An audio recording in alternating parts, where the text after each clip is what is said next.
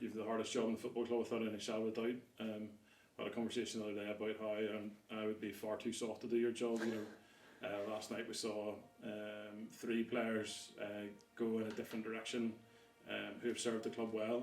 How difficult is it as a manager to say goodbye to players that you've grown close to, and what message do you have about those 3 players as individuals? First, it's really difficult, and it's the hardest part of it. And I think we all grew up playing games like Championship Manager and doing it on the computer and everything else. And you're just dealing with names, and a click of a button you can get rid of a player or sign a player. And in real life it's very different, where, as you say, first and foremost you're dealing with human beings, and secondly you're dealing with footballers. And that's the part that makes it tough. And I think what I try to do, and you don't say you ever get it always right, but what you try to do is never mix the two, where I'm happy to say I have a friendship with all of those guys. There's still a lot of players that have left this club 3, 4, 5, 6, 7 years ago who would still be in contact to this day, where you can have that friendship. But there's also a football relationship there as well, where I have to do what's best for the club, and you have to try and make decisions which are for the betterment of the club. So those 3 guys have, they've had a good stint here, they've had their opportunity here, and they'll all go with our best wishes. But I suppose it's my job to ideally do that.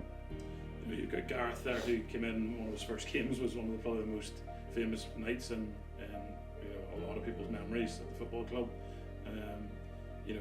Andrew and Michael both had more challenging incidents with injury, but you saw from the reaction of the players last night as they left that they were popular people within the change room. They were really good guys and really popular people, and as you say, Gareth, in the time that he was here, was fantastic. Particularly you pick that first month or 2 that he was here, and the Maribor game, and that whole summer was absolutely brilliant. And the biggest fight with Gareth was trying to get him here was the distance. You would think we were in a different time zone compared to just outside of Belfast, and I think finally when he got over that there, he settled in really well and had a brilliant few years here.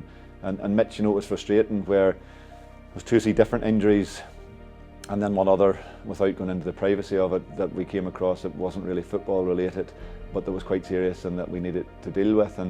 And yes, he maybe hasn't scored the amount of goals that he would want to score, the amount of appearances that he'd want to have, but more than anything, the journey that he's gone on to correct that and get that right to a point where, since the summer and since pre-season, where he's been able to work himself back to playing games and into position now where he's able to train regularly and be available and play regularly, and for that alone, it's been brilliant for him, and we wish him all the best moving forward. And Mickey the same. Mickey came off the back of having missed a year of football, but we were never doubting that the ability and the quality was there. And probably what Mickey needed more than anything was, without break or without fail, a 15, 20, 25 game spell where you just play him no matter what, to try and really get back that level of sharpness that maybe that had hurt him being the year out. And we never really were quite able to get that for Mickey. But to be fair to him, he'd half a year left in his contract, and it needs to be said this because football is a very different sport now and changed very differently. And last night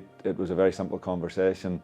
There wasn't a question of that he would need X amount, or would need a payoff, or the types of things that are banded about football and everything else.